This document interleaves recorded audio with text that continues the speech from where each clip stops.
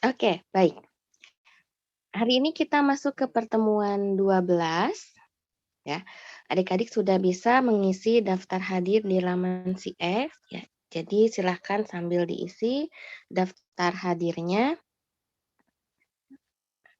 Sambil adik-adik mengisi daftar hadir, kita akan mulai pertemuan sebentar lagi.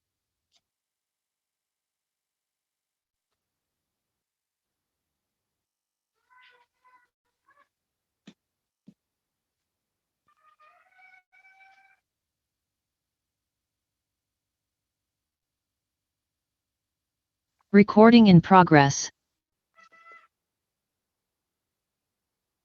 Oke, baik, ya. Jadi adik-adik hari ini kita masuk ke pertemuan 12 ya. Hari Senin pagi, ya mudah-mudahan adik-adik tetap semangat dan tetap bisa mengikuti perkuliahan dengan baik ya. Eee, kita masih membahas tentang bab 2 terkait turunan, ya karena kita sudah, membahas, berbagai aturan turunan ya di situ. Bagaimana membuktikan aturan tersebut menggunakan definisi, juga bagaimana menggunakan aturan-aturan turunan tersebut untuk mencari turunan dari suatu fungsi yang diberikan, ya. Mulai dari yang berbentuk konstan, kemudian fungsi identitas, penjumlahan, perkalian, pembagian, kemudian fungsi komposisi ya melalui aturan rantai. Nah, sekarang kita akan melihat aturan turunan juga, namun untuk bentuk representasi fungsi lainnya. Ya. Yang akan kita bahas hari ini adalah subbab 2.7 dan 2.8 mengenai turunan implisit dan penggunaannya untuk menentukan laju yang berkaitan di subbab 2.8. Nah, kita akan lihat terlebih dahulu yaitu subbab 2.7 tentang turunan implisit, di mana di sini adik-adik, ditujukan untuk mampu mendiferensialkan fungsi dalam bentuk implisit. Artinya kalau implisit lebih kita artikan sebagai tersirat ya, bukan tersurat. Artinya mungkin, penyajian fungsinya itu, tidak seperti biasanya ya, yang nanti akan kita lihat turunannya dalam bentuk fungsi implisit. Ya, nah apa itu fungsi implisit? Ya, mungkin kita bisa pahami dari ilustrasi berikut. Ketika kita dihadapkan kepada persamaan, ya, jadi ini bentuknya persamaan. Kalau fungsi kan harus korespondensi satu-satu, ya, di mana setiap anggota di domain dipasangkan atau dipetakan tepat satu terhadap nilai Y yang ada di range. Nah, ya sehingga fungsi itu pada umumnya dinyatakan sebagai Y sama dengan Fx. Ketika kita memandang suatu bentuk X kuadrat tambah Y kuadrat sama dengan 1, nah ini namanya persamaan. Ya, persamaan di mana titik X, Y itu memenuhi X kuadrat tambah Y kuadrat sama dengan 1. Yang kalau kita lihat dari bentuk persamaannya, maka titik X, Y ini akan membentuk suatu grafik yang dinamakan lingkaran berpusat di 0,0 berjari-jari 1. Sehingga ketika kita menggambarkan pada sistem koordinat kartesius, kita akan mempunyai suatu lingkaran berpusat di 0,0 berjari-jari 1.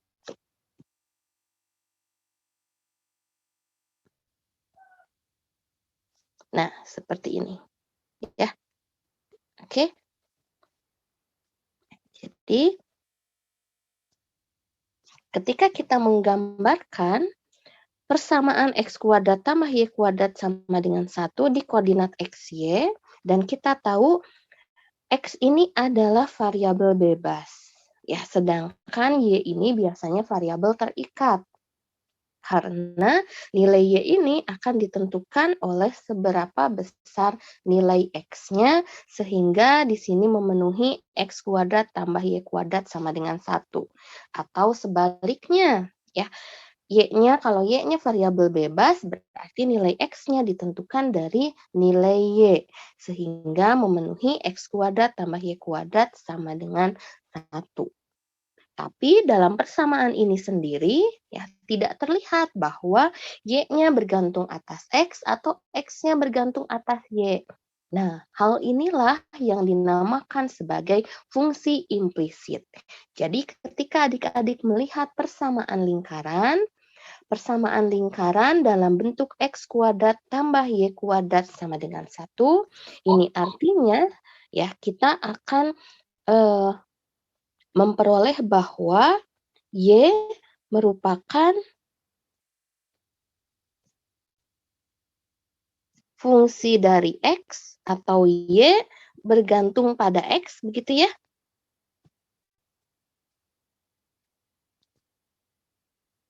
Y bergantung pada X, tapi secara implisit.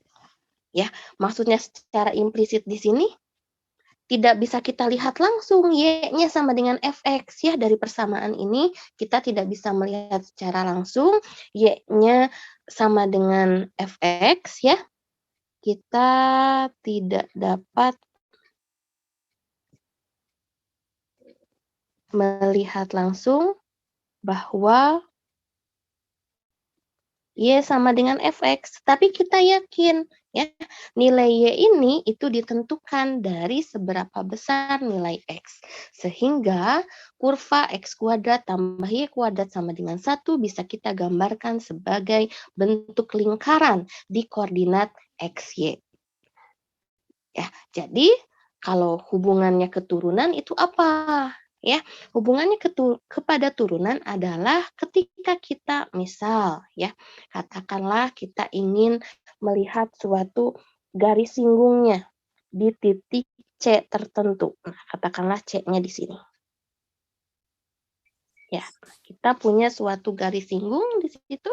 Ya, karena garis singgung itu bisa kita cari gradiennya menurut representasi geometris dari turunan, gradien itu adalah turunan pertama.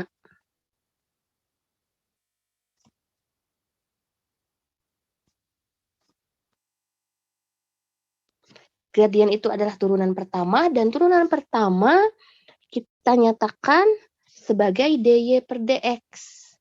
Ya, turunan pertama dy per dx, karena kita tahu bentuk persamaannya, berarti gradien di titik C itu sebenarnya turunan pertama dy per dx dari x kuadrat plus y kuadrat sama dengan 1.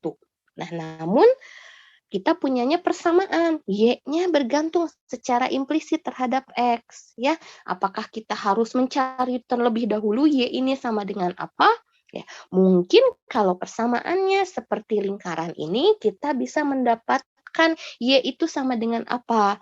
Begitu ya, karena kita tahu di sini y kuadrat adalah 1 min x kuadrat, sehingga y-nya adalah plus minus akar 1 min x kuadrat. Ya, sehingga ya posisi Y ini akan bergantung atas grafik positif dan negatif, karena di sini kita punya bagian atas dan bagian bawah lingkaran ya. Ada untuk 1x ada nilai Y yang positif, ada nilai Y yang negatif, begitu ya. Nah, kita harus menyesuaikan titiknya ada di mana, begitu ya, sehingga kita bisa memperoleh gradien garis singgung, dan itu merupakan prosedur yang harus hati-hati kita lakukan, ya. Sedangkan kita tidak punya bentuk umum dari dy per dx-nya itu apa. Ya, sedangkan kalau kita mencari turunan, kita kan harus punya bentuk umum dari dy per dx ini apa, sehingga tidak bergantung atas nilai titiknya ada di mana atau nilai y-nya ada di mana ya, mengingat bentuk dari eksplisitnya itu seperti ini ya. Nah, makanya nanti kita akan menerapkan supaya ketika kita punya persamaan di mana Y-nya bergantung pada X secara implisit, artinya kita tidak dapat melihat langsung bahwa Y sama dengan Fx, permasalahan ini bisa kita pecahkan. Kenapa? Karena kan kita sudah yakin ya bahwa Y-nya bergantung secara implisit terhadap X. Kenapa? Ya bisa kita gambarkan di koordinat X, Y ini. Ya, sehingga Y-nya itu adalah fungsi atas X, maka ketika kita memandang persamaannya, itu akan menjadi X kuadrat tambah YX dikuadratkan sama dengan 1.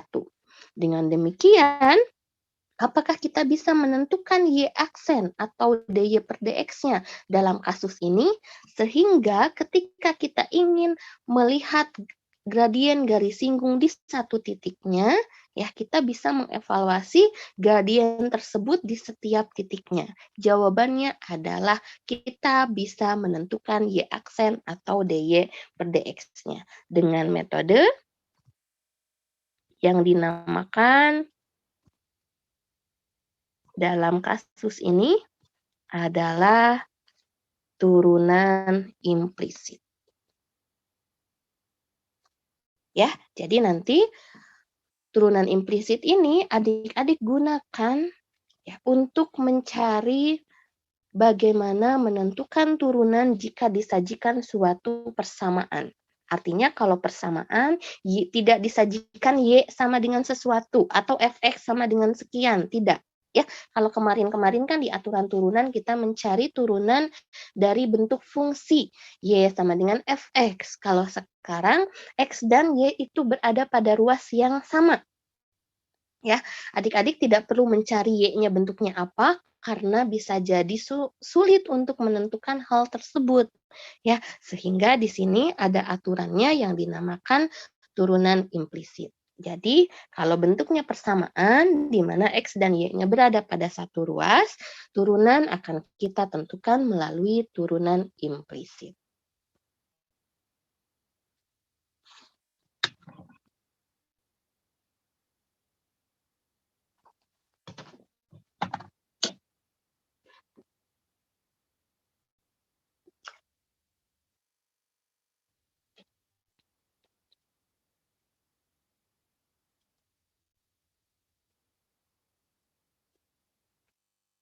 Nah, lalu bagaimana untuk menentukan turunan implisit tersebut?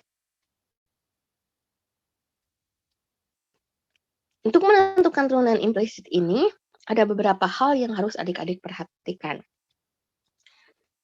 Pertama-tama, kita akan mempunyai suatu bentuk persamaan, di mana persamaan ini akan mendefinisikan Y secara implisit sebagai fungsi yang mempunyai turunan terhadap X. Jadi, dy dx-nya itu sudah yakin bisa kita tentukan. Tetapi kita tidak membentuk Y sama dengan Fx-nya apa, melalui persamaan itu kita akan langsung menentukan dy per dx-nya. Ya, kalau Y sama dengan Fx, dy per dx kan bisa langsung dicari. Ya, kalau ini tidak perlu menyajikan Y sama dengan Fx-nya apa, karena mungkin itu bisa sulit untuk kita lakukan ya. Jadi kita langsung melihat bentuk persamaannya. Ya, langkah yang harus diperhatikan pertama adalah karena persamaan itu memuat X dan Y pada ruas yang sama, atau misalkan bisa jadi pada ruas kiri atau ruas kanan itu terdapat suatu hubungan X dan Y, ya, maka pertama-tama adik-adik turunkan kedua ruas persamaan terhadap X. Karena Y merupakan fungsi yang bergantung atas X, gunakan aturan rantai setiap kali menurunkan suku yang memuat Y. Ya, catatannya adalah gunakan aturan rantai setiap kali menurunkan suku yang memuat Y.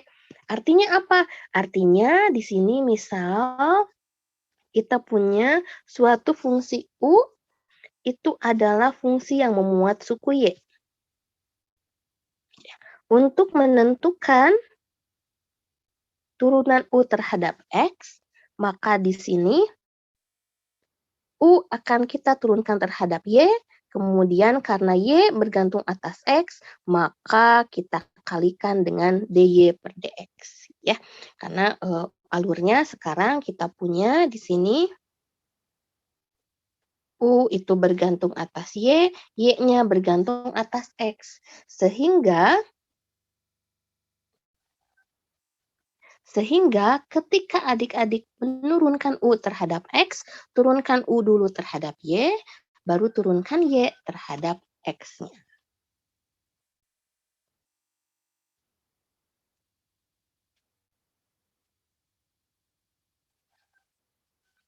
Recording stopped. Sebentar, nampaknya saya gangguan. Recording in progress. Sudah mulai lagi. Oke. Suara saya masih masuk? Masih masuk.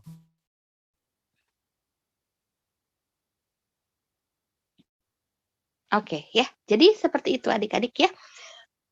Perhatikannya adalah turunkan kedua ruas persamaan terhadap X, kemudian adik-adik turunkan seperti biasa ya. Karena Y merupakan fungsi yang bergantung atas X, maka adik-adik harus menggunakan aturan rantai setiap kali menurunkan suku yang memuat Y. Misal, U itu adalah fungsi atas Y, Y-nya fungsi atas X, maka turunan U terhadap X adalah turunan U terhadap Y dikali turunan Y terhadap X. Artinya apa, Bu? Artinya ketika adik-adik menurunkan suku yang memuat Y, selalu ikuti dengan DY per DX. Ya, jadi nanti Y kuadrat diturunkan seperti biasa. Y kuadrat diturunkan seperti biasa. Hasilnya adalah 2Y. Tetapi karena Y-nya adalah fungsi atas X, maka U ini adalah Y kuadrat. Y kuadrat diturunkan terhadap X adalah DU per DY, yaitu 2Y dikalikan DY dx. Ya, jadi turunan Y kuadrat sekarang adalah 2Y DY per dx. Kenapa? Karena Y-nya bergantung atas X. Y kuadrat ini kita turunkan terhadap X. Begitu. Ya, sehingga di sini kalau adik-adik perhatikan, ya, seperti tadi prosesnya. Ya, jadi pandang setiap kali menurunkan suku yang memuat Y, ikuti dengan DY per DX. Ya, jadi 2Y kuadrat diturunkan terhadap X, ya Y kuadrat turunkan dulu terhadap Y, 2Y, baru Y-nya diturunkan terhadap X adalah DY per DX. Jadi turunan Y kuadrat terhadap X adalah 2Y DY per DX. Ya, seperti itu. Karena sekarang bukan diturunkan terhadap Y, tapi diturunkan terhadap X. Ya, Y kuadratnya diturunkan terhadap X, Y kuadrat diturunkan seperti biasa, yaitu 2Y, itu artinya DU per DY-nya dikalikan DY per DX. Ya, selanjutnya tinggal menyelesaikan perhitungan. Ya, artinya nyatakan DY per DX secara eksplisit dalam suku X dan Y yang ada. Ya, nah, dari ilustrasi tadi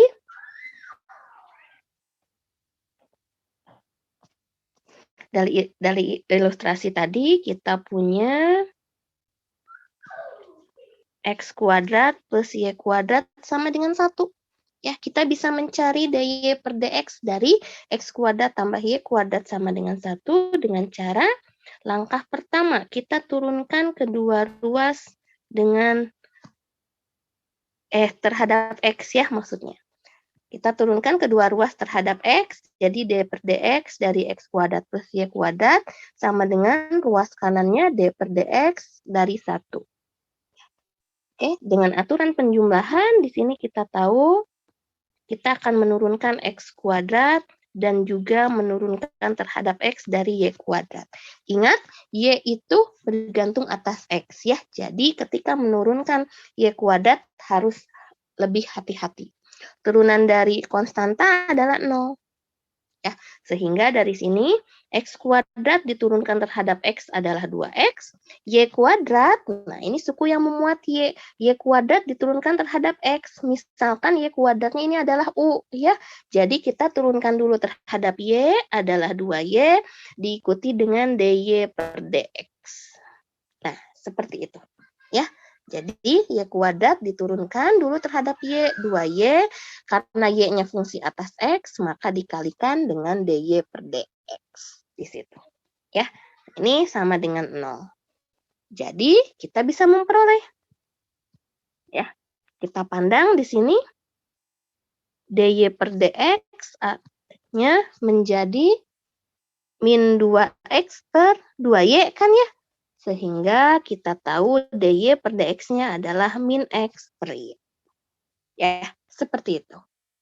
Ya, sehingga di sini memang kita cukup perhatikan aturan rantainya, ya, terutama kalau suku yang memuat X itu turunkan seperti biasa karena kita menurunkan fungsinya terhadap X, tetapi ketika menurunkan suku yang memuat Y, terapkan aturan rantai karena Y-nya bergantung secara implisit terhadap X. Jadi, ketika adik-adik menurunkan suku yang memuat Y, ikuti dengan DY per DX.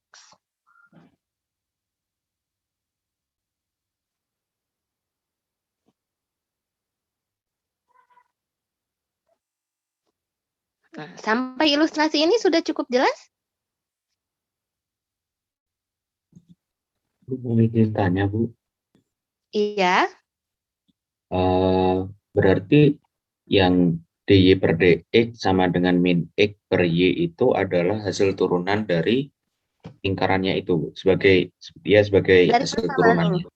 Iya, betul. Sebagai persamaan ini. Turunan dari DY per DX dari persamaan ini.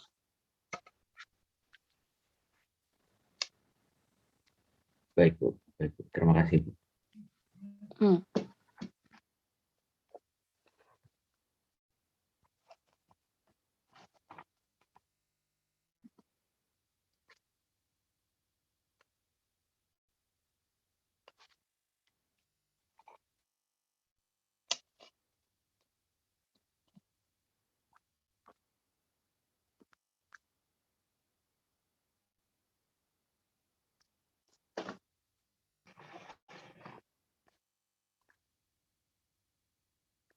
Oke. Nah, coba kita lihat.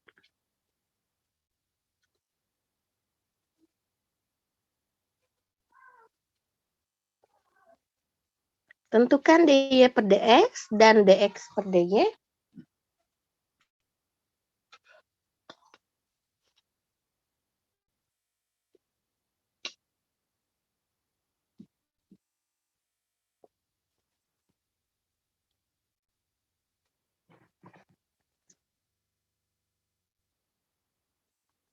Pada kurva berikut. Kurvanya berbentuk apa? Lingkaran, Bu. Elips, Bu. Ya, mungkin ini lebih ke elips ya, karena bobot kuadratiknya di sini nggak sama gitu ya. Kalau lingkaran kan bobot kuadratiknya di sini sama gitu ya, X kuadrat tambah Y kuadrat sama dengan jari-jari. Kalau ini ada bobotnya, jadi mungkin akan ada apa, kalau dikalikan dengan konstanta ini kan dia ini ya, apa namanya, adik-adik masih ingat di proses penggambaran grafik ya, akan memampat ya, jari-jari X-nya akan memampat, jari-jari Y-nya juga akan memampat di sini. Jadi kemungkinan ini lingkaran tapi lonjong ya, betul tadi yang dikatakan elipsnya. Nah, namun kita akan menentukan DY per DX dan DX per DY-nya di situ. Ya. Oke, kita lihat dulu DY per DX ya. Untuk DY per DX ini artinya Y bergantung atas X secara implisit.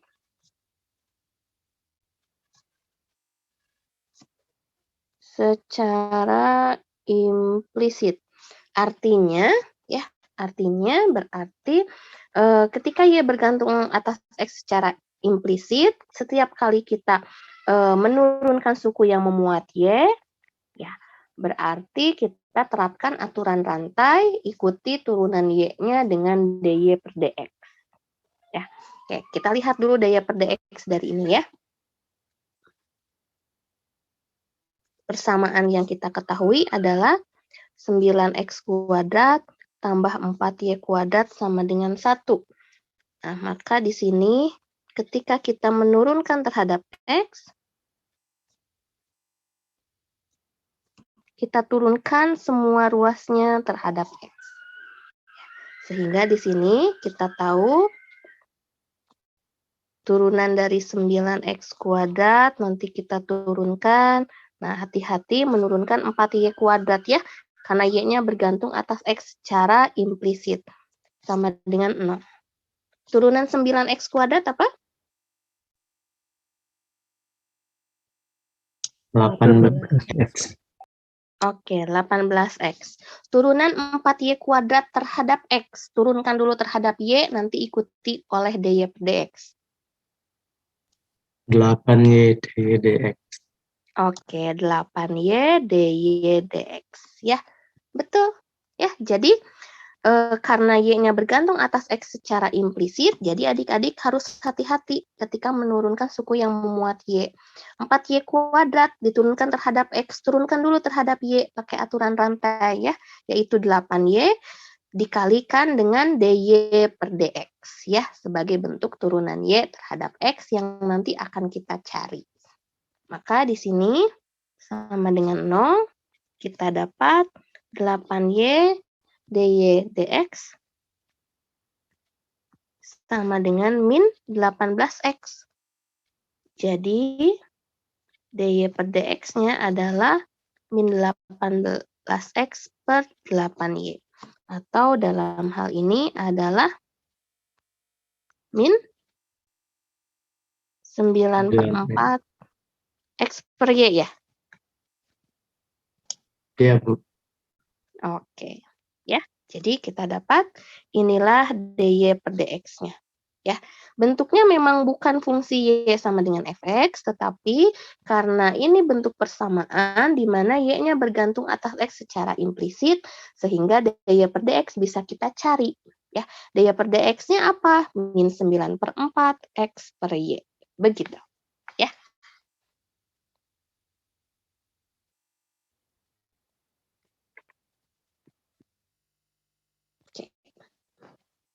Kalau kita cari DX per DY, ini artinya apa? X-nya bergantung secara implisit terhadap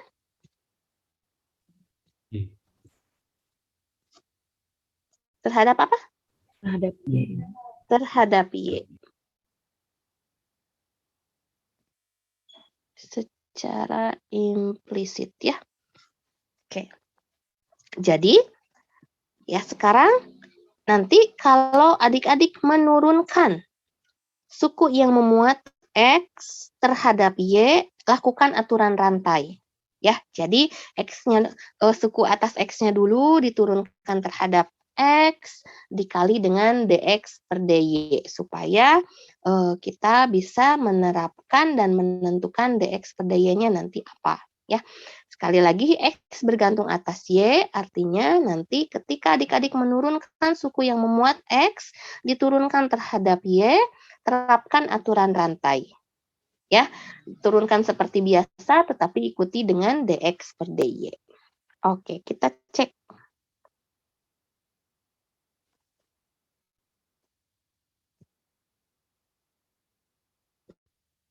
Nah, berarti kedua ruasnya diturunkan terhadap Y ya.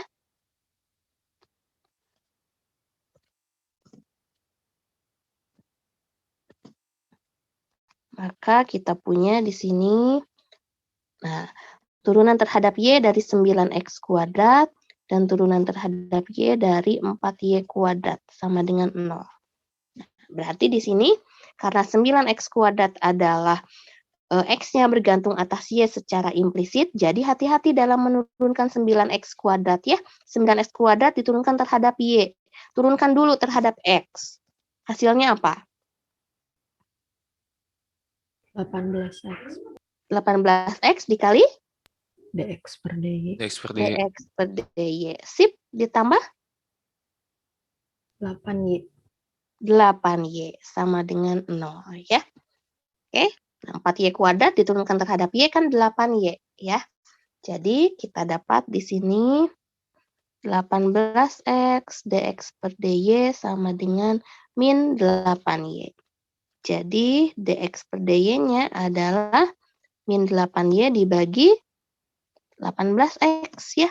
Atau min 4/9 y per x. Nah, seperti itu.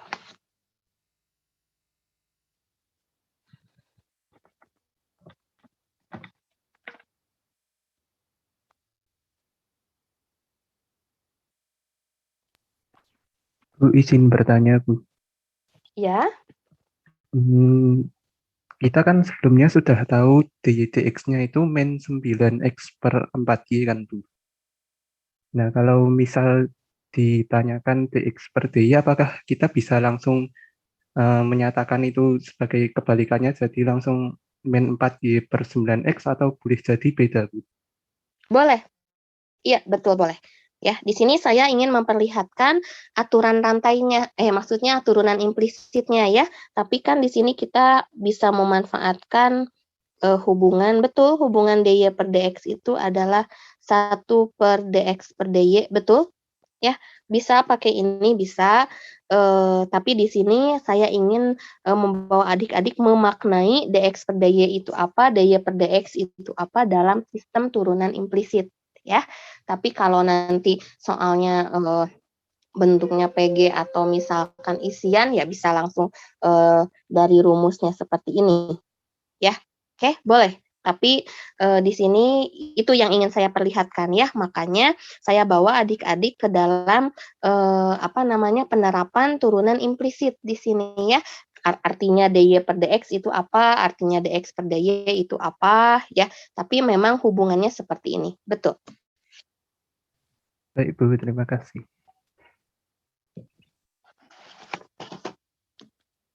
Ya.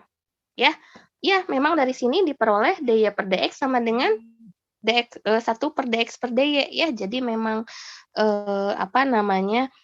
hubungannya seperti itu ya. Tetapi di sini kok Bu Dewi muter-muter, bukan muter-muter ya. Saya ingin membawa adik-adik memaknai dy per dx itu apa dalam artian secara implisit, dx per dy itu apa dalam artian secara implisit ya. Kan kita tidak tahu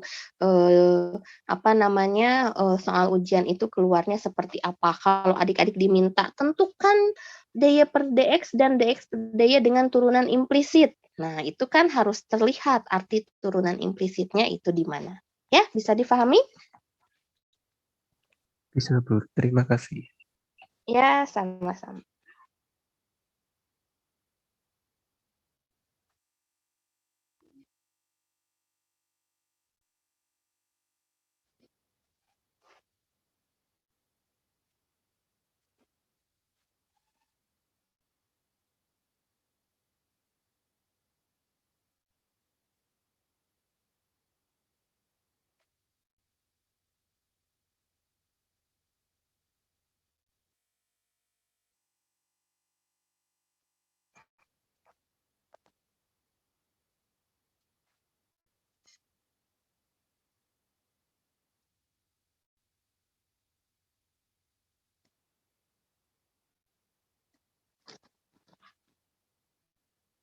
Oke. Coba kita lihat untuk fungsi yang lain.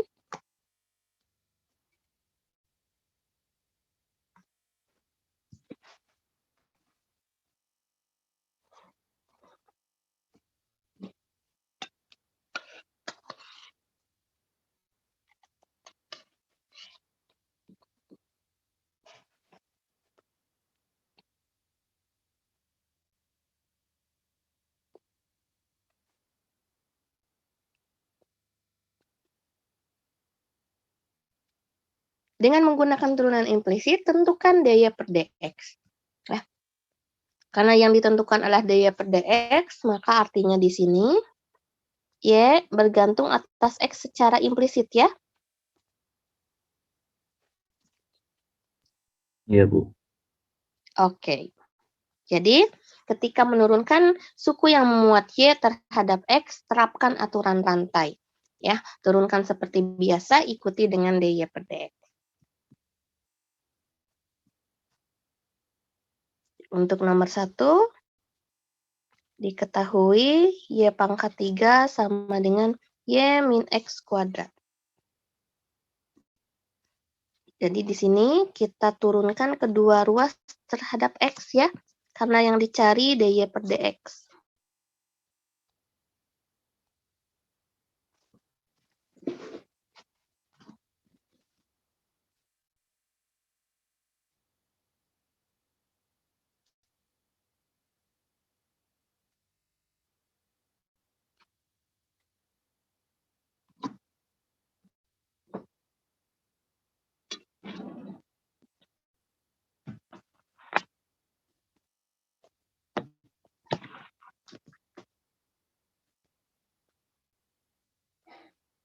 Jadi kita punya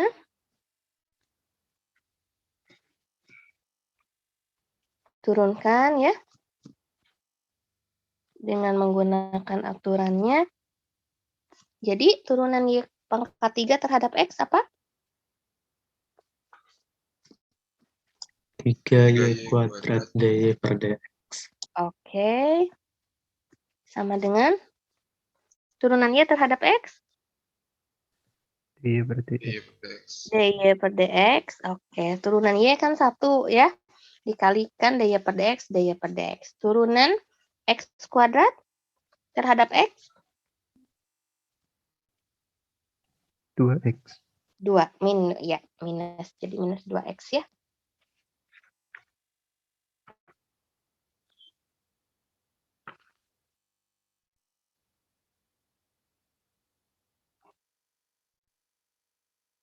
Oke, nah suku yang mengandung dY per dx kita masukkan di ruas kiri ya, supaya nanti kita bisa memperoleh langkah kedua, yaitu menyelesaikan perhitungan hingga diperoleh dY per dx secara eksplisit dalam bentuk suku X dan Y.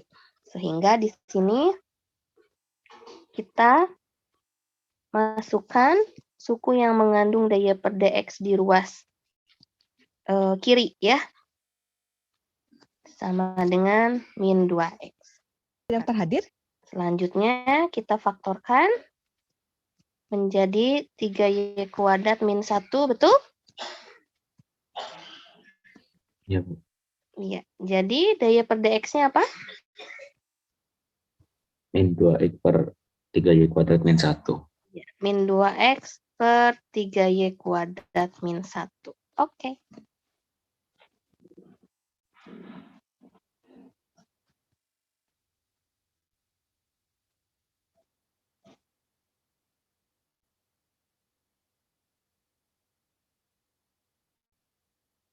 Ya, seperti itu.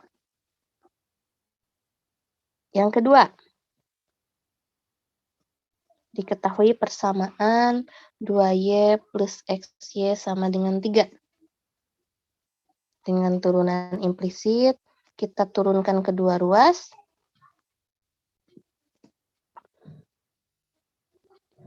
Ya. Kemudian kita turunkan 2y dan juga kita turunkan xy sama dengan 0. Ya. Nah, di sini yang harus adik-adik perhatikan, ada perkalian antara fungsi x, antara suku x dan suku y di sini ya. X kali y. Nah, mencari turunannya apa? Karena ini bentuk perkalian, maka berlaku aturan perkalian. Berarti Bu, kalau aturan perkalian, turunan UV dong, turunan U kali V, betul. Ya, terapkan aturan turunan di suku ini. Ya, aturan turunannya ya kita bisa memisalkan suku X-nya sebagai U, suku Y-nya sebagai V. Jadi nanti tetap bisa menerapkan aturan perkalian dari turunan dari U kali V adalah U aksen V ditambah UV aksen. Ya, sehingga di sini kita akan memperoleh turunan dari 2Y diturunkan jadi 2 kali DY per DX ya, betul? Betul, Bu. Oke. Nah, ini diturunkan menggunakan aturan perkalian. U aksen turunan X terhadap X. 1. U aksen V 1 kali Y ditambah U X kali V aksen. V aksen adalah turunan Y terhadap X.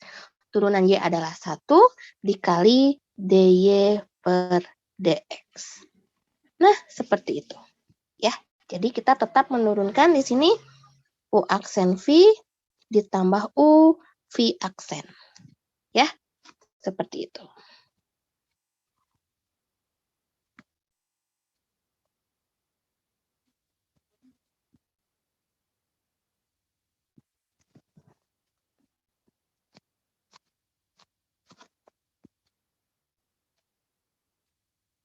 Nah, ya, bisa difahami ini penerapannya? U aksen V ditambah U V aksen.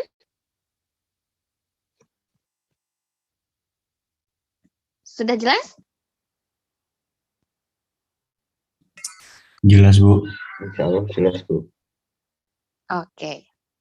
Ya, sekarang kita tinggal mengelompokkan yang memiliki suku daya per dx itu kita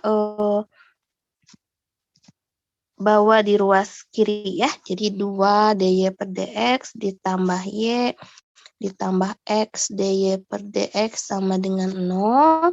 Di sini kita punya dy per dx dikali 2 plus x sama dengan min y.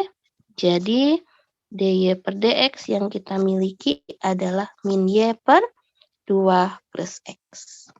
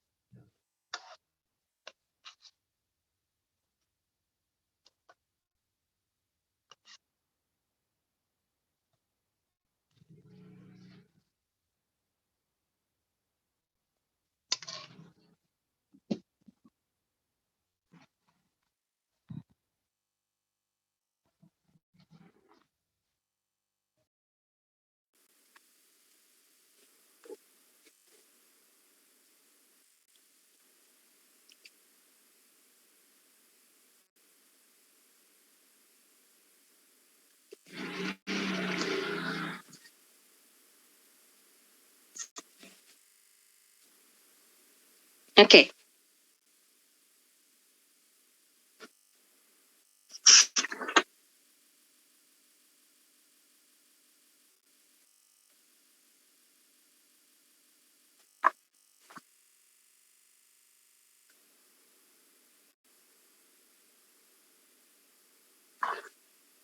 Tentukan persamaan garis singgung dan persamaan garis normal pada kurva X pangkat 3 tambah Y pangkat 3 sama dengan 0 di titik 1, min 1. Ya, mungkin adik-adik di sini kalau garis singgung sudah sering mendengar ya. Garis singgung itu sudah pernah adik-adik sudah sering mendengar. Nah, kalau garis normal ya mungkin juga sebagian adik-adik ada yang sudah mengetahui ya garis normal itu apa. Kalau kita representasikan dalam sebuah grafik gitu,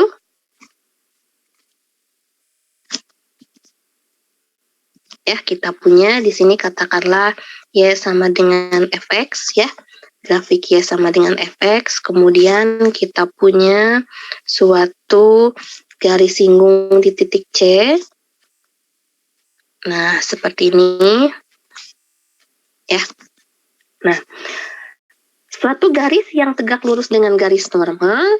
Nah, misal kita ambil ada satu garis yang tegak lurus dengan garis normal. Ada suatu garis yang tegak lurus dengan garis singgung Ya, ini tegak lurus. Nah, ini namanya garis normal. Ya, sehingga garis normal adalah garis yang tegak lurus dengan garis singgung. Ya, jadi kita punya garis singgung di titik C. Kalau kita ingin mencari persamaan garis normal, berarti kita bisa mencari garis normal itu adalah garis yang tegak lurus garis singgung. Sehingga perkalian gradien antara gradien garis singgung dengan gradien garis normal itu sama dengan -1. Ya, seperti itu. Tapi mula-mula berarti kita harus punya dulu gradien persamaan garis singgungnya. Di mana di sini ya, gradien garis singgung kurva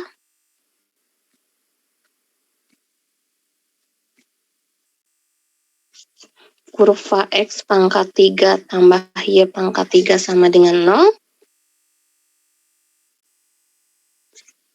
Ya, bisa kita peroleh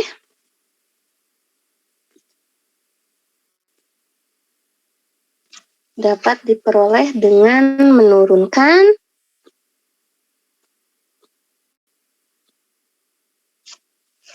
persamaan secara implisit ya.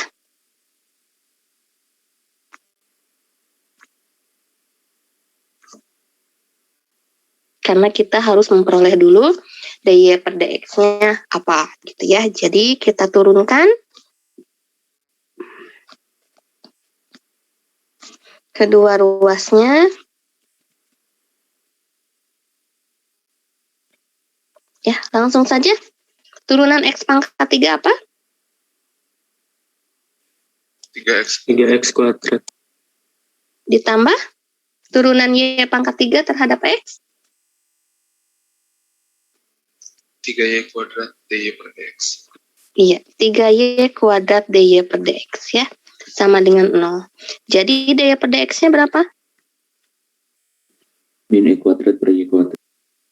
Min x kuadrat per y kuadrat. Oke. Ya, sehingga garis singgung atau gradien garis singgung di titik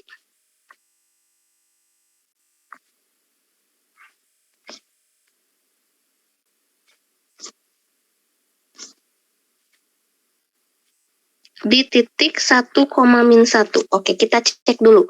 1, -1 betul ada di kurva ya. X-nya 1, 1 pangkat 3, 1, -1 pangkat 3, -1, 1, -1, 0. Ya, karena kadang kita harus cross check soal gitu ya, untuk memastikan dia itu ada di kurva dan kita bisa konstruksi garis singgungnya ya. Titik 1, -1 berarti di sini gradiennya adalah kita masukkan M, yaitu dy per dx, di mana x-nya kita masukkan 1, y-nya kita masukkan -1. Sehingga kita dapat min 1 kuadrat per -1 dikuadratkan. Jadi gradiennya adalah min 1 ya.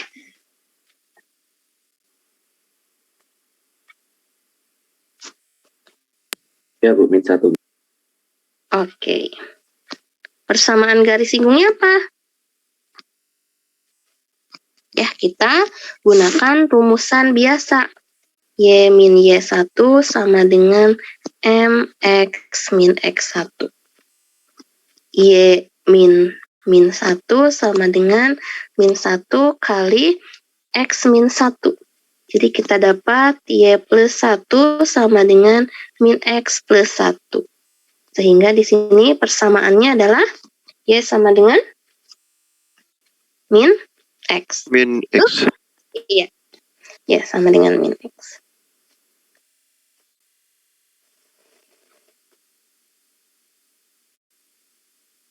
Ya, ini adalah gradien garis singgung ya. Jadi saya simbolkan MS, gradien garis singgung. Nah, karena kita diminta untuk mencari garis normal juga, maka gradien persamaan garis normalnya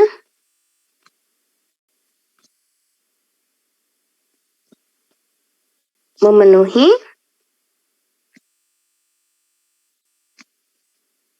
MS kali MN gitu ya.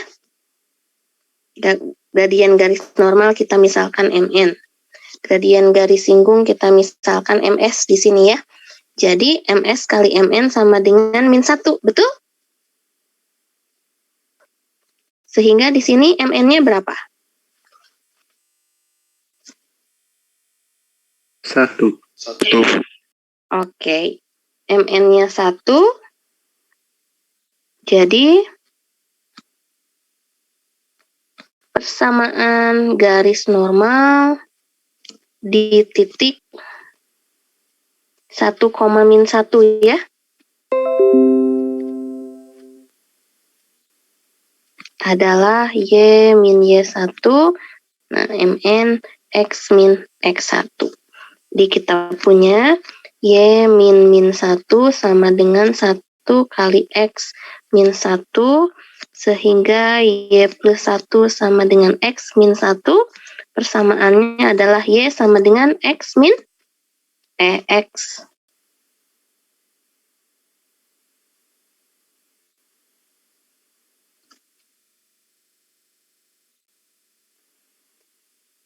X min 2 ya? Iya, Bu. Yuk. Oke.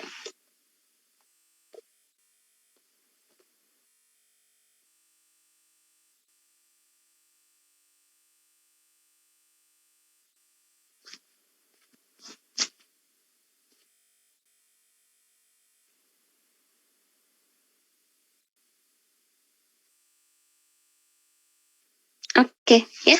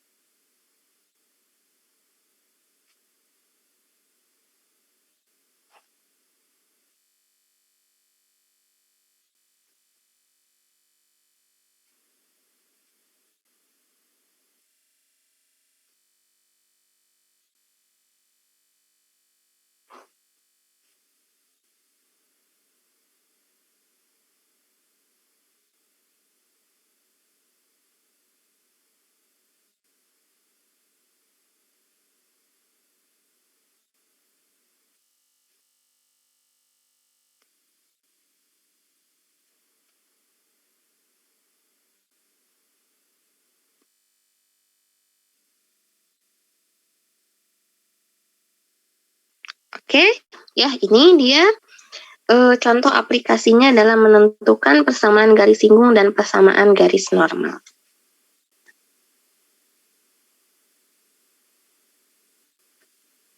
Nah, ya, untuk turunan implisit,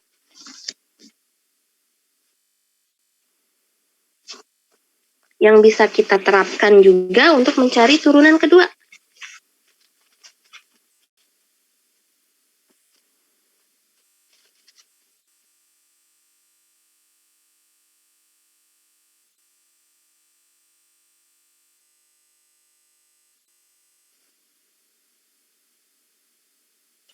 Coba diterapkan.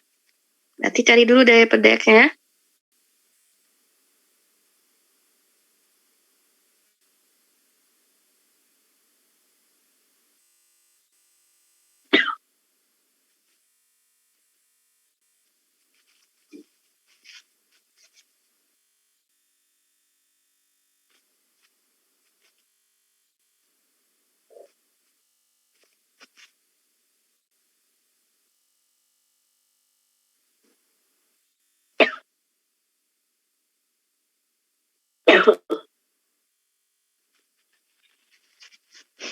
Oke.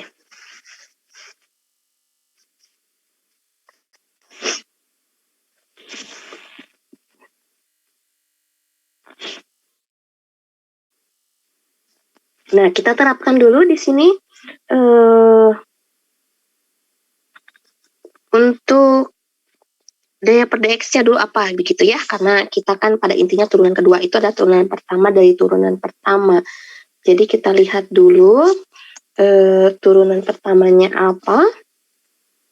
Ketika diketahui x kali y tambah y kuadrat sama dengan 17, maka kita turunkan terhadap x. Nah, ini pakai aturan perkalian ya, x kali y tambah y kuadrat d per dx dari 17.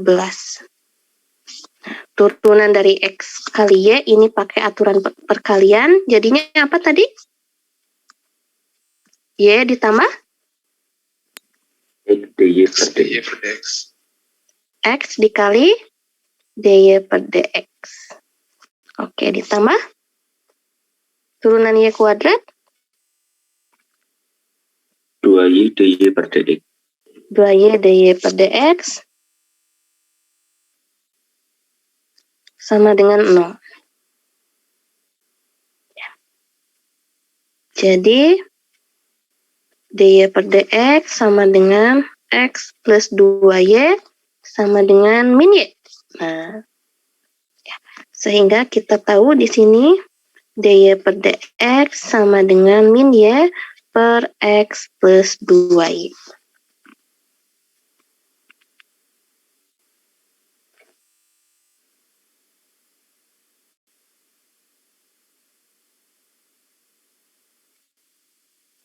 Ya, nah kita sudah punya di sini daya per dx-nya. Ya, nah, selanjutnya kita akan mencari turunan kedua. Ya, di situ. Kita akan mencari turunan kedua dan kita akan bergerak dari baris ketiga supaya lebih mudah. Ya, kita akan bergerak dari baris ketiga. Ya, dari baris terakhir juga boleh sebenarnya. Ya, hanya saja kalau dari baris terakhir kan di sini ada bentuk pembagian ya, ada bentuk pembagian. Jadi nanti ketika diturunkan kedua ruas di situ menggunakan aturan pembagian ya. Tapi kalau kita berangkat dari baris ketiga di sini, di mana nanti baris ketiga ya, untuk menentukan turunan kedua dalam hal ini adalah y double aksen itu d kuadrat y per dx kuadrat ya. Untuk menentukan y double aksen ya, perhatikan baris 3 ya, turunkan karena baris 3 sudah memuat turunan pertama, di situ sudah memuat dy per dx, maka kita tinggal turunkan terhadap x ya. Sehingga baris ketiga kita turunkan terhadap x.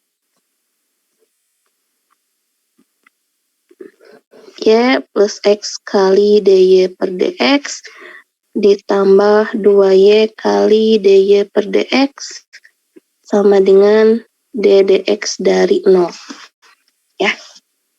Seperti itu. Nah, nanti di sini pakai aturan perkalian juga. Ya, pakai aturan perkalian. Di mana nanti kalau dy per dx kita turunkan lagi terhadap x, jadi turunan kedua. Ya, sehingga kita akan memperoleh di sini turunan terhadap x dari y, turunan terhadap x dari x kali dy per dx, nanti ini dihitung dengan aturan perkalian. Ini juga dihitung dengan aturan perkalian. Ya, oke. Jadi kira-kira apa hasilnya? Dy per dx ditambah, oke, turunkan x kali dy per dx. U aksen v biasa. U-nya x, v-nya dy per dx. Jadi U aksen v adalah 1 kali dy per dx ditambah X kali? D kuadrat Y per DX kuadrat. Oke, D kuadrat Y per DX kuadrat. Ya, turunan DY DX. Ditambah.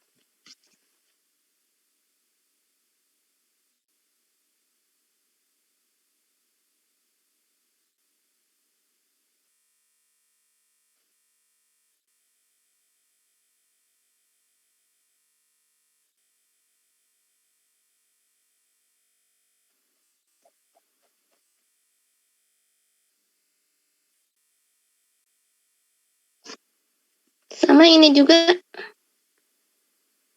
U sama V. 2 kali DY per DX kuadrat, bukan, Bu? 2 kali DY per DX kuadrat. DY per DX dikuadratkan. Oke, betul. Karena kan U aksen V ya. U aksennya adalah 2 kali DY per DX. V-nya DY per DX. Jadi 2 kali DY per DX kali DY per DX. Jadi DY per DX-nya dikuadratkan. Oke, ditambah. Oke, saya ke bawah aja.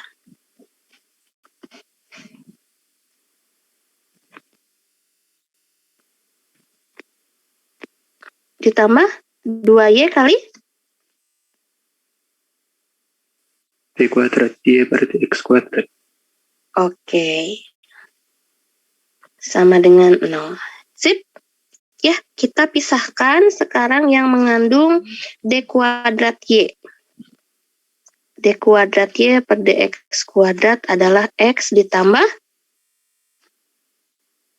2Y ya. Sama dengan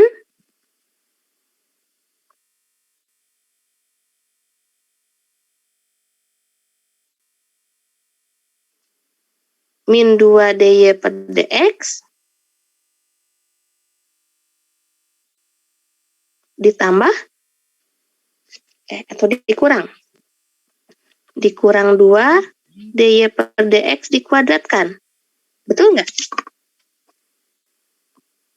Ini kan DY per DX tambah DY per DX, 2 DY per DX ya. Ada di ruas kanan jadi minus 2. Betul nggak ini persamaannya? Betul, Bu. Betul. Oke, nah sekarang masukkan DY per DX-nya. Min 2 kali min Y per X tambah 2Y dikurang 2 kali min Y per X tambah 2Y dikuadratkan.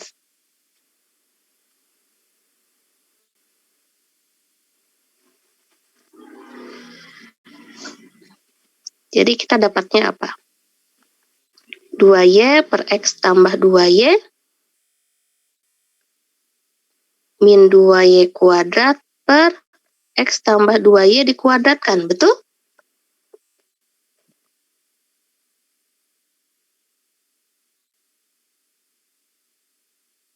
Betul nggak? Betul, Bu. Oke. Jadi di sini D kuadrat Y per DX kuadratnya apa? 1 per X tambah 2Y dikalikan 2Y per X tambah Y, X tambah 2Y dikurangi 2Y kuadrat per X tambah 2Y dikuadratkan. Nah, seperti itu ya.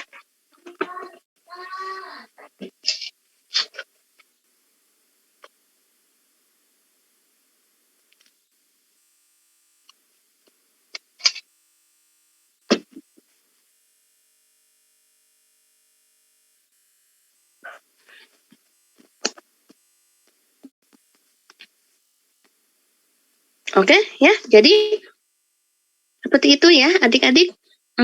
Untuk turunan kedua dengan menggunakan turunan implisit di sini, adik-adik juga istilahnya bergerak dari suku yang sudah mengandung DY per DX ya. Saya sarankan sebelum mempunyai bentuk eksplisit dari DY per DX ya, ambil suku yang sudah mengandung daya per dx-nya. Nah, turunkan dari sini supaya lebih mudah ya, supaya lebih mudah. Nah, nanti prinsipnya pada dasarnya sama ya. Karena turunan kedua adalah turunan pertama. Jadi ya, setiap suku yang memuat Y diturunkan secara aturan rantai ya. Namun nanti ketika harus menurunkan daya per dx terhadap X, nah itu jadi turunan kedua. Ya, seperti itu. Silakan, ada yang ingin ditanyakan atau ada yang belum jelas?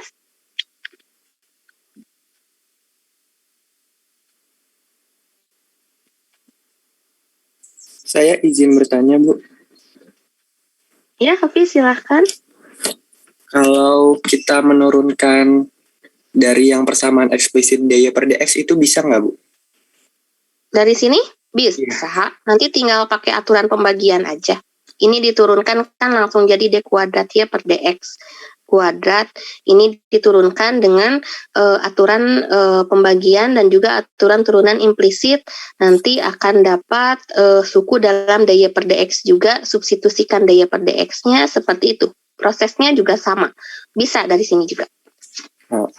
Oke, Bu. Terima kasih, Bu. Ya, sama-sama. Ya, kalau dari sini pakai aturan pembagian ya. Kalau dari sini pakai aturan perkalian. Ya, silahkan saja adik-adik lebih nyaman menggunakan yang mana. Ya, menurut saya sama saja ya di situ. Asalkan ketelitian dalam operasinya ya.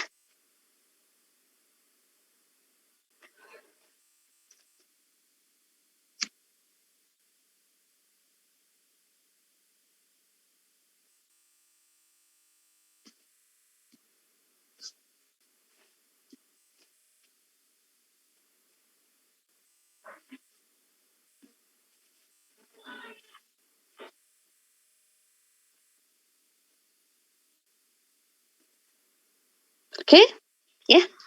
Nah, selanjutnya untuk subbab 2.8 kita mempunyai materi mengenai laju yang berkaitan ya. Laju yang berkaitan ini sebagai bentuk aplikasi dari turunan implisit.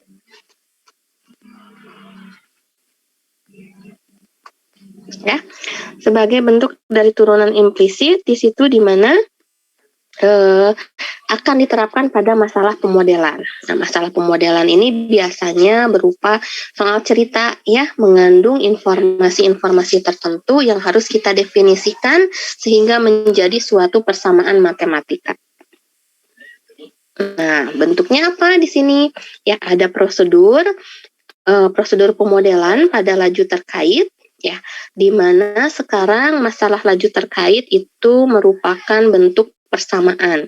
Jadi adik-adik akan mempunyai dua peubah X dan Y yang mereka terikat secara implisit. Ya, lalu keduanya merupakan fungsi dari peubah ketiga yaitu T. Ya, jadi di sini X-nya bergantung atas T, Y-nya bergantung atas T, sehingga secara aturan kita dapat dx per dt dan dy per dt. Ya, oke. Nah, ketika keduanya merupakan fungsi dari peubah ketiga T, ya berarti kita juga harus punya ya hubungan apa yang mengaitkan antara X dan Y sesuai dengan informasi yang ada. Karena nanti akan diketahui salah satu laju, misal katakanlah diketahui laju perubahan X terhadap T. Ya, jadi ini suatu pemisalan ya. Kita diketahui laju perubahan X terhadap T, nah maka dapat ditentukan laju perubahan Y terhadap T di situ ya. Nah, dalam menyelesaikan masalah laju terkait itu sendiri ada beberapa langkah yang bisa adik-adik lakukan.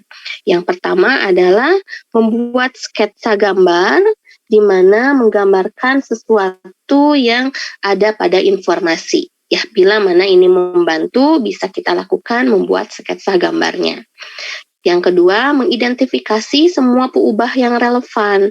Artinya, kita definisikan apa yang terjadi di dalam ceritanya, di dalam informasinya, menjadi suatu suatu bentuk variabel. Misal diketahui di situ adalah panjang suatu benda gitu ya. Nah, panjangnya ini kita jadikan suatu variabel misalkan ya. Jadi kita misalkan X adalah panjang dari suatu benda. Nah, jadi kita punya identifikasi terhadap semua peubah yang relevan dengan informasi, termasuk laju perubahan yang diketahui dan yang akan ditentukan. Ya, misalkan yang diketahui panjang benda tersebut jika dipanaskan bertambah sekian gitu ya, atau panjang benda tersebut jika dipanaskan justru menyusut sekian. Nah, hati-hati ya, kata bertambah dan kata menyusut apa pengaruhnya terhadap variabel, karena nanti menentukan plus dan minusnya ya. Yang akhirnya nanti kita tahu kalau bertambah kan, kalau lajunya plus berarti kan itu memberikan tanda positif terhadap definisi variabelnya ya. Sedang maksud saya definisi variabel di sini nilai variabelnya ya. Sedangkan kalau lajunya negatif gitu kan menyebabkan pengurangan. Jadi hal-hal tersebut juga harus diperhatikan. Kemudian tentukan suatu persamaan yang mengaitkan peubahnya dan tentukan turunannya terhadap peubah ketiga secara implisit. Lalu tentukan laju peubah yang akan dicari. Ya, jadi memang karena X dan Y-nya nanti mempunyai hubungan tertentu, sedangkan kita punya suatu definisi X-nya bergantung atas T, Y-nya juga bergantung atas T, maka yang paling penting di sini adalah turunan implisitnya. Oke.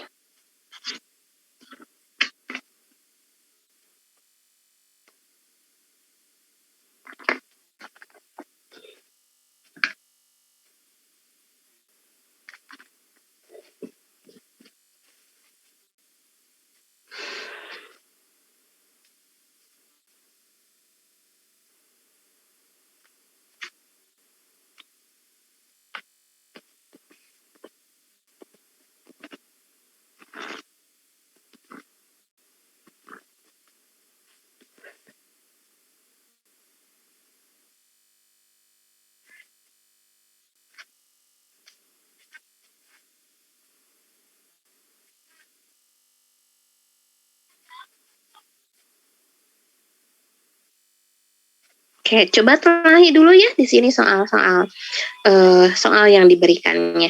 Ya, baca dulu soalnya aja.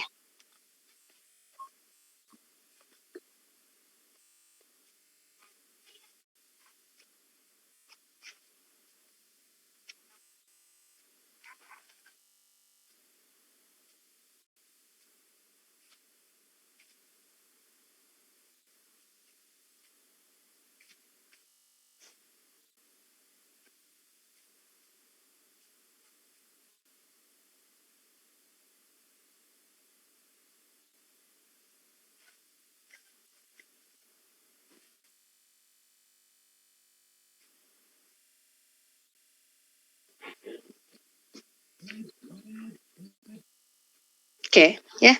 Jadi ada sebuah tangga panjangnya 5 meter bersandar pada dinding yang tegak lurus, lantai horizontal. Ya, jadi di sini ada dinding tegak, kemudian ada permukaan lantai ya, digambarkannya seperti ini. Jika saat ujung tangga 4 meter dari lantai, ujung tangga 4 meter dari lantai, berarti kalau ujung tangga 4 meter dari lantai, ini ujung tangga yang ada di konteks kalimat ini, ujung tangga yang menempel pada dinding ya. Karena kan 4 meter dari lantai. Kalau 4 meter dari lantai kan jelas ini ujung tangganya yang menempel di dinding ya. Laju meluncur ujung tangga pada dinding 1 meter per detik. Tentukan laju meluncur tangga pada lantai. Ya, artinya di sini ya tangganya justru bukan tangga yang menempel ke bangunan begitu ya. Tapi ini tangga portable, maksudnya tangga portable ya adik-adik mudah-mudahan sering melihat tangga seperti itu ya. Jadi tangganya tangga yang portable yang bisa dilipat ya, atau bisa ditempatkan bisa dipindah-pindah gitu ya. Jadi ketika tangganya bergeser kan dia ada kemungkinan kena angin atau kena gangguan lain. Ujung tangga di dinding kan ini pasti merosot gitu ya. Jadi ini pasti menurun. Kalau ini menurun kan ujung tangga yang ada di lantai bergeser ke sini gitu ya. Nah, jadi representasinya kita buat seperti itu. Nah, sehingga di sini ada dinding, ada permukaan lantai, dan ini adalah tangga yang menempel ya. Tangga yang menempel di dindingnya. Nah, sekarang kita perhatikan ya. Kita perhatikan di sini karena kita punya dua kondisi, ada ujung tangga yang menempel di dinding, ada ujung tangga yang menempel di lantai, maka kita misalkan dua variabel. Di sini Y adalah jarak ujung tangga ke dinding. Ya, jarak ujung tangga ke dinding. Oh, maaf, saya salah baca. Y adalah jarak ujung tangga ke lantai. Ya, jadi ini Y. Ya, tuh ini Y. Jarak ujung tangga ke lantai. Ujung tangga ke lantai adalah Y. Atau jarak ujung tangga dari lantai adalah Y. Ya. Dan X adalah jarak ujung tangga ke dinding. Jarak ujung tangga ke dinding adalah X. Atau jarak ujung tangga dari dinding itu adalah X. Karena panjang tangga tidak pernah berubah, jadi di sini panjang tangga itu selalu konstan, yaitu 5 cm. Ya, kalau adik-adik perhatikan ya, dinding dan permukaan lantai membentuk sudut siku-siku. Jarak ujung tangga ke lantai adalah Y, jarak ujung tangga ke dinding adalah X, maka kita bisa memperoleh hubungan Pitagoras, yaitu X kuadrat tambah Y kuadrat sama dengan 5. Ya, samping kuadrat ditambah depan kuadrat sama dengan sisi miring kuadrat. Ya, jadi X kuadrat tambah Y kuadrat sama dengan 25. Nah, karena X dan Y-nya bergantung atas T di situ, maka dengan turunan implisit kita bisa memperoleh ya, di mana kedua ruasnya kita turunkan terhadap T. Sehingga setiap kali menurunkan X dan Y, kita ikuti dengan turunannya terhadap T. Ya. X kuadrat kita turunkan dulu terhadap X, yaitu 2X. Kemudian X diturunkan terhadap T adalah dx per dt. Ditambah Y kuadrat diturunkan terhadap Y adalah 2Y, dikalikan dengan turunan Y terhadap T adalah dy per dt. 25 diturunkan terhadap T itu adalah 0. Ya, jadi kita dapat 2x dx per dt tambah 2y dy per dt sama dengan 0. Nah, kemudian kita gali informasi ya, di mana di sini ya ada satu informasi saat ujung tangga 4 meter dari lantai. Ujung tangga 4 meter dari lantai berarti itu nilai Y. Ya, ujung tangga 4 meter dari lantai adalah nilai Y, maka dari data kita dapat Y-nya sama dengan 4. Ya, karena Y-nya sama dengan 4, di sini akan menyebabkan nilai X itu sama dengan 3. Ya, karena kita punya di sini X kuadrat tambah 4 kuadrat sama dengan 25. Jadi X-nya itu adalah 3, ya. Diambil yang positif karena keduanya adalah jarak. Nah, kemudian lantai laju meluncur ujung tangga pada dinding, laju meluncur ujung tangga pada dinding. Nah, berarti kan laju meluncur ujung tangga pada dinding itu tidak mungkin dia itu terdorong ke atas gitu ya. Pasti kan dia tertarik oleh gangguan, entah itu gravitasi, angin, atau apapun ya, pasti akan meluncur ke bawah. Kalau meluncur ke bawah berarti jarak ujung tangga terhadap lantai itu semakin kecil, sedangkan jarak ujung tangga terhadap dinding itu akan semakin besar. Ya, karena kan X-nya bergeser ke kanan, sedangkan Y-nya itu bergeser ke bawah. Nah, karena Y-nya bergeser ke bawah, artinya nilai Y itu semakin kecil, sehingga dy per dt, yaitu laju meluncur ujung tangga pada dinding, adalah -1. Ya, jadi kalau di informasi di sini hanya dinyatakan sebagai satu saja. Setelah kita interpretasikan ke dalam bentuk fisis dan model matematisnya, maka daya per dt harus dituliskan sama dengan -1. Ya, karena menyebabkan ujung tangga pada dinding itu turun ke bawah, Y-nya kan semakin kecil. Kalau Y-nya semakin kecil berarti daya per dt-nya adalah negatif. Daya per dt sama dengan -1. Nah, ya, yang ditanyakan laju meluncur tangga pada lantai. Karena laju meluncur tangga pada lantai, lantainya kan di sini X-nya bergeser ke kanan. Kalau X-nya bergeser ke kanan, berarti nanti kita harus dapat dx per dt-nya positif. Karena X yang bergeser ke kanan, nilai X-nya semakin besar.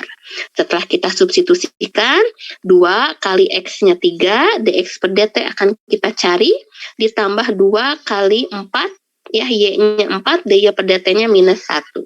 Maka kita peroleh dx per dt-nya adalah 4/3 meter per detik.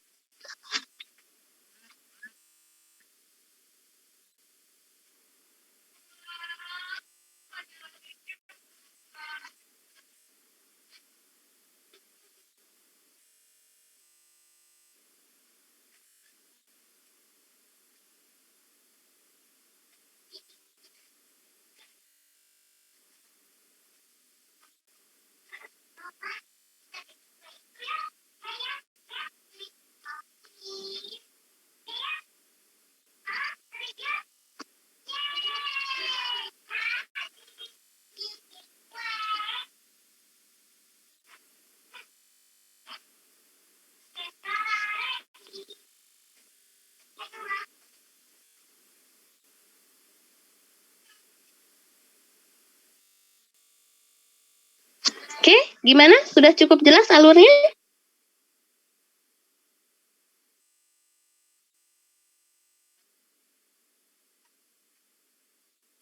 Komisi Ibu izin bertanya.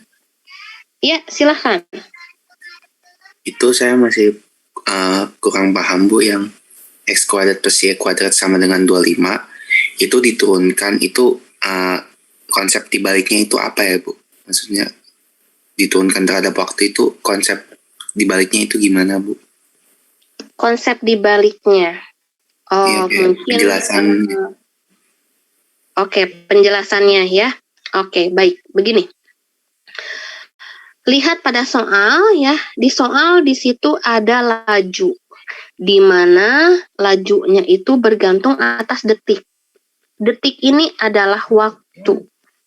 Ada perubahan jarak terhadap waktu, maka di sini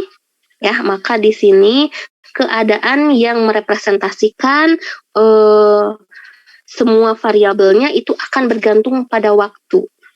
Jadi Y dan X ini bergantung atas suatu T. Maka di sini disebutkan saat T. Jarak ujung tangga ke lantai adalah Y. Dan jarak ujung tangga ke dinding adalah X. Jadi X dan Y-nya bergantung atas T. Karena ada perubahan terhadap waktu di situ. Sehingga ketika kita mempunyai persamaan Pitagorasnya, ya, karena X dan Y-nya di sini bergantung atas T, di mana ada dx per dt dan juga dy per dt di situ, ya. Sehingga ketika kita menurunkan, turunan implisitnya itu adalah terhadap T. Jadi nanti X kuadrat diturunkan secara eksplisit, diturunkan secara implisit terhadap T, Y kuadrat diturunkan secara implisit terhadap T juga. Karena kita tidak tahu X sama dengan XT-nya itu apa. Ya, X ini fungsi atas T-nya itu seperti apa kita tidak tahu. Tetapi perubahannya diberikan. Ya, nilai perubahannya ini diberikan. Dan kita harus mencari nilai perubahan untuk variabel lain, yaitu dalam hal ini laju meluncur tangga pada lantai. Jarak pada lantai adalah X, maka laju meluncur tangga pada lantai itu adalah dx per dt. Tapi kita tidak punya X-nya sama dengan ft itu apa? Kita tidak punya. Jadi turunan implisit berperan di sini. Ya, X kuadrat diturunkan terhadap T, pakai aturan rantai, diturunkan dulu terhadap X, yaitu 2X, dikalikan dx per dt. Y kuadrat diturunkan terhadap T. Y kuadrat diturunkan dulu terhadap Y, 2Y dikalikan turunan Y terhadap T dy per dt. Nah, dari sini baru informasinya kita cocokkan ya. Jika saat ujung tangga 4 meter dari lantai, 4 meter dari lantai berarti ujung pada lantai adalah Y, berarti Y sama dengan 4. Kalau Y sama dengan 4, kita dapat X. X-nya sama dengan 3. Karena dia bergantung atas waktu, maka ini berlaku untuk saat itu saja. Artinya saat itu tuh ketika Y itu nilainya 4, X itu pasti nilainya 3. Nah, ini kan semakin bergeser ke bawah. Begitu ya. Jadi kita menghitung saat itu juga, yaitu saat Y sama dengan 4, X sama dengan 3, laju meluncurnya ujung tangga pada dinding adalah berkurang 1 meter per detik. Nah, makanya dicari dx per dt-nya. Kalau ini 1 meter per detik turun ke bawah, nah x ini ke kanan bergeser berapa? Begitu prosesnya. Oke, baik. Terima kasih banyak, Bu. Ya, sama-sama.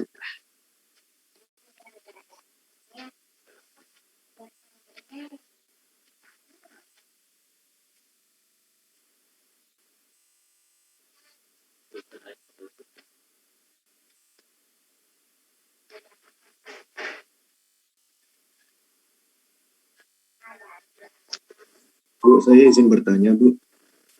Ya. Itu kalau misal kita nyari dx per dt-nya pakai aturan rantai yang dx per dy kali dy per dt itu bisa nggak, Bu? Cari apanya? Nyari dx per dt-nya itu pakai aturan rantai. Jadi kayak x-nya diturunkan terhadap y dulu, terus dy per dt gitu, Bu. X-nya diturunkan terhadap y dulu. Dx per dt-nya sama dengan dx per dy kali dy per dt begitu, Bu. Gimana? Dx per dt sama dengan dx per dy dikali dy per dt. Itu bisa nggak, Bu? Bisa, asalkan punya x, fungsi x terhadap y-nya apa?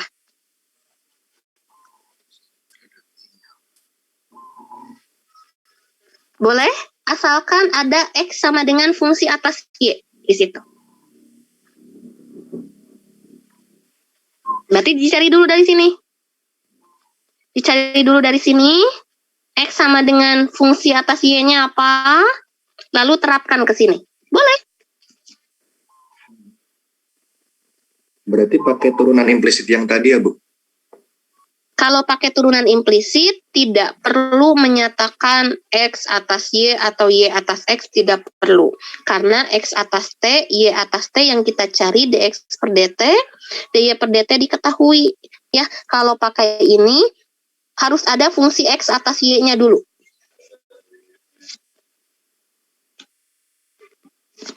Kalau ini langsung, pakai turunan implisit langsung atas T, kita tidak perlu tahu X sama dengan FY apa, Y sama dengan FX apa, kita tidak perlu tahu. Karena kita langsung menerapkan terhadap turunan terhadap T semua. Baik, Bu. Sudah paham, Begitu. Bu. Terima kasih, Bu. Ya, oke, Ya. sama-sama. Ya, pokoknya menerapkan turunannya itu harus hati-hatinya itu adalah penggunaan rumusnya, adik-adik ya.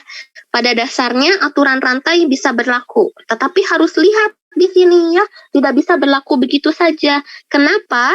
Ketika adik-adik mencari dx per dt dari rumusan aturan rantai dx per dy dikali dy per dt, hal ini betul bisa dilakukan asalkan adik-adik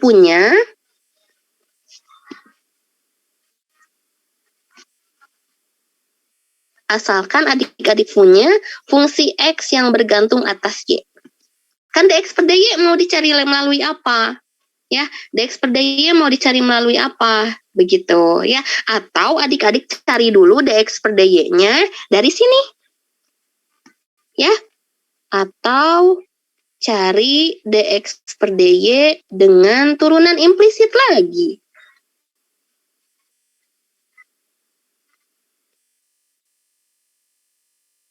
Ya, seperti itu. Jadi pilihannya di sini ada beberapa langkah.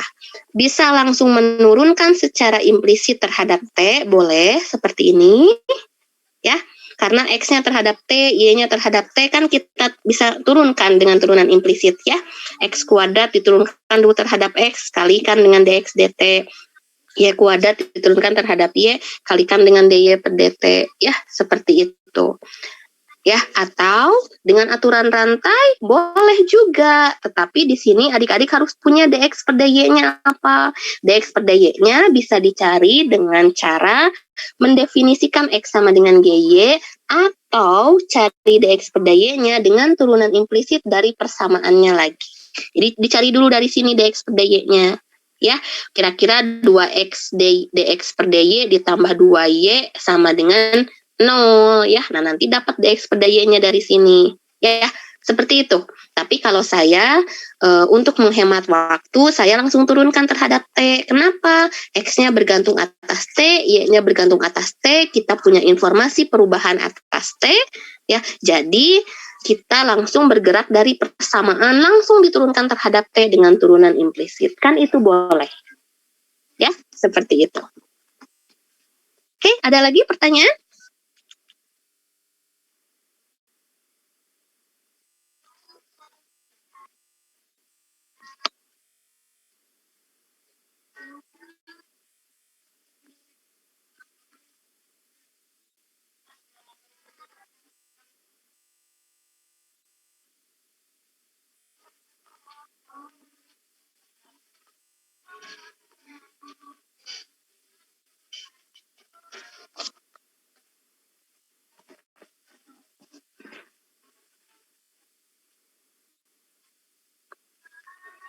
Oke, apakah sudah cukup jelas untuk contoh yang ini?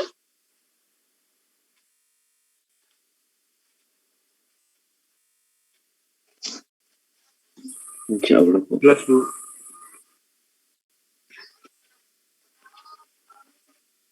Oke, kalau begitu besok kita lanjut lagi melakukan latihan tentang nanti hari Rabu ya. Hari Rabu kita lanjutkan lagi bagaimana menentukan soal-soal lain ya yang bisa jadi pemodelannya itu lain lagi gitu ya. Pemodelannya lain lagi, bisa nanti ke representasi. Kalau ini kan bentuk Pitagoras ya, mungkin nanti bisa menggunakan model volume dari suatu benda ya. Jadi masih banyak gitu latihan soalnya untuk laju terkait ini. Tapi yang penting adik-adik menguasai bagaimana turunan implisit bekerja, karena pada dasarnya sekarang kaitan satu variabelnya itu tidak terlihat ya, tidak terlihat dia itu jelas X sama dengan FT ya, tapi kita yakin X-nya itu fungsi atas T. Kenapa? Ya, ada perubahannya di situ ya. Y-nya fungsi atas T, X-nya fungsi atas T, karena dalam laju terkait pasti di situ kalau sudah ada informasinya bahwa berarti ini memang variabel yang kita punya bergantung atas T. Ya, nah cara pemilihan pengerjaannya itu pasti turunan implisit ya, pasti turunan implisit. Jadi caranya mau bagaimanapun ya, mau langsung implisit diturunkan terhadap T, mau menggunakan aturan rantai, tapi tetap di situ turunan implisit masih berlaku. Ya, oke, insya Allah hari Rabu kita akan lanjut lagi. Ya, pertemuan hari ini saya cukupkan sekian. Apakah ada pertanyaan sebelum kita akhiri?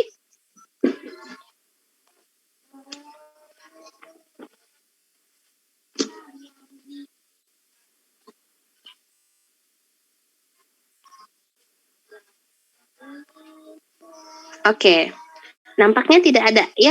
Oke, kalau tidak ada pertanyaan, nanti adik-adik tinggal menunggu soal tutorial ya.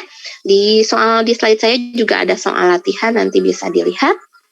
Oke, besok ada tutorial ya, latihan tentang aturan-aturan turunan lagi. Mudah-mudahan soalnya segera dibagikan. Ya, oke adik-adik, saya tutup pertemuannya. Sehat selalu dan tetap semangat. Terima kasih. Ya, selamat melanjutkan aktivitas. Terima kasih kembali. Terima kasih banyak. Terima kasih, Bu. Terima kasih banyak. Terima kasih banyak.